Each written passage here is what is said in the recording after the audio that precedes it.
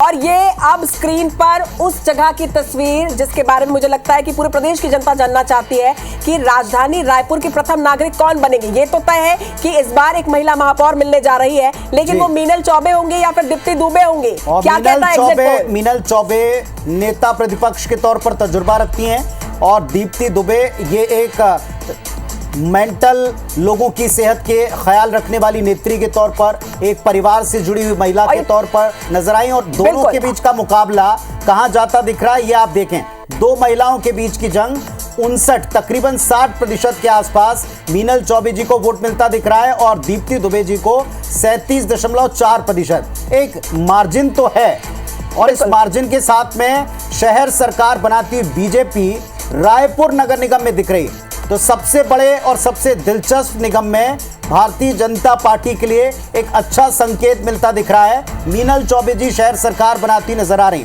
विश्वेश जी, इस पर आप क्या कहते हैं? क्योंकि पहले ही कहा जा रहा था कि कहीं ना कहीं एक लाभ जो है, क्योंकि शहर की राजनीति का जो अनुभव मीनल जी के पास में है, क्या उसका लाभ उन्हें कहीं ना कहीं इस वोटिंग पर्सन में, इस एग्जिट पोल में नजर आ रहा है? एकदम 100% मीनल चौबे और दीप्ति दुबे का अगर मान लो आप आमना सामने अगर देख लें, दोनों की प्रोफाइल देख लें, तो कोई भी कहेगा कि अगर नगर निगम में वोट करना है तो मैं एक ऐसी नेत्री को करूंगा जो नेता प्रतिपक्ष रही है, जो पूरे समय पूरे 5 साल तक के मुखर रही है। उनकी निगम में सरकार नहीं थी, राज्य में सरकार नहीं थी, उसके बावजूद वो मुखर रही हैं, वो लगातार कनेक्टेड रही हैं, तो वो निश्चित रूप से वो लाभ तो उनको मिलता दिखता है। दूसरा एक महत्वपूर्ण कारण मुझे ये नज़र आता है रायपुर की इस स्थिति के लिए कि रायपुर जो है वो पूरे प्रदेश की गतिविधियों का केंद्र रहा है। यहाँ की जनता उन सभी मुद्दों को जानती है जो कि प्रदेश में कांग्रेस सरकार के समय उठे।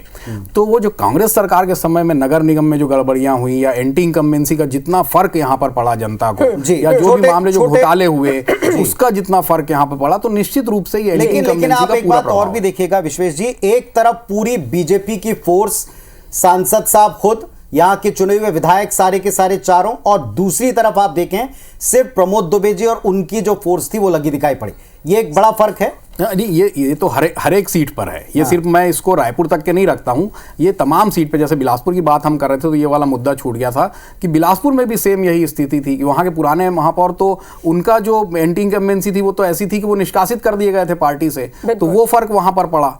तो इस तरीके की सीटें, ये जो बात है, ये कांग्रेस की जो आपसी जो लड़ाई है वो तो तमाम 10 प्रत्याशी में कहीं नजर आ रहा है। सुरेंद्र शर्मा जी, क्या आपको लगता है कि रायपुर जैसे निगम में प्रत्याशी चयन में कहीं ना कहीं आप चूके हैं? अगर दीप्ति दुबे जी की जगह कोई दूसरा दमदार सशक्त चेहरा होता तो शायद ये स्थिति कुछ अलग होती। देखिए, ऐसा है, अभी ठाकरे जी स्वयं बिलासपुर के एग्जिट पोल से असहमत रहे और आप लोगों ने जिस ढंग से एग्जिट पोल कराया है, मैं उसको चुनौती नहीं देता, उसको गलत भी नहीं ठहराता, मगर ये बात मैं जरूर कहता हूँ कि रायपुर में जो परिस्थिति मैंने देखी है, इतना बड़ा अंतर तो नहीं होना चाहिए।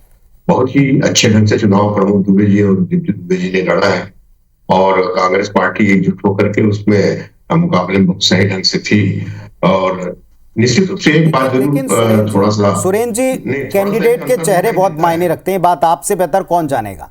एक तरफ वो हैं जिनको नगर सरकार में रहकर नेता प्रतिपक्ष का भी तजुर्बा है, पार्षद का भी तजुर्बा है, उनके साथ सारे नेताओं की फोर्स एक साथ दिखती है।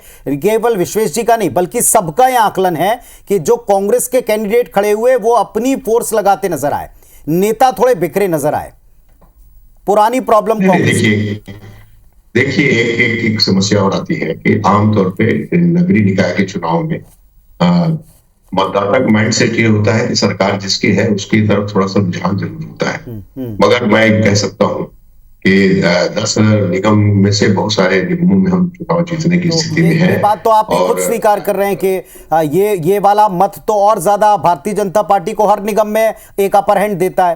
पिछली बार यही बात कही गई थी कि कांग्रेस की सरकारें इसलिए बनी, तरीका भी गलत उन्होंने बताया था। चलिए रजनीश जी, एक आप कमेंट रखिए। जो यहाँ शर्मा जी कह रहे हैं कि केवल एक राज्य में आप हैं, देश में आप हैं, इसीलिए लोगों ने सोचा कि यहां अलग हम क्यों करें। नहीं, मैं इसमें समय कम है इसलिए मैं सारे तथ्य जो कम से कम समय में हो सकता है बता देता हूं जी। 11 साल का माननीय प्रधानमंत्री नरेंद्र मोदी जी का काम है। 13 महीने का माननीय विष्णुदेव जी की सरकार की संवेदनशीलता से जो हमने वादे किए थे वो काम है। 5 साल इनकी भ्रष्ट विफल सरकार का कार्यकाल है। और दूसरी बात, हम अभी जो 10 नगर निगम की बात कर रहे हैं, 10 के 10 कम से कम 5 साल, कोई निगम 10 साल और कोई निगम 15 साल से कांग्रेस शासित रही वहां।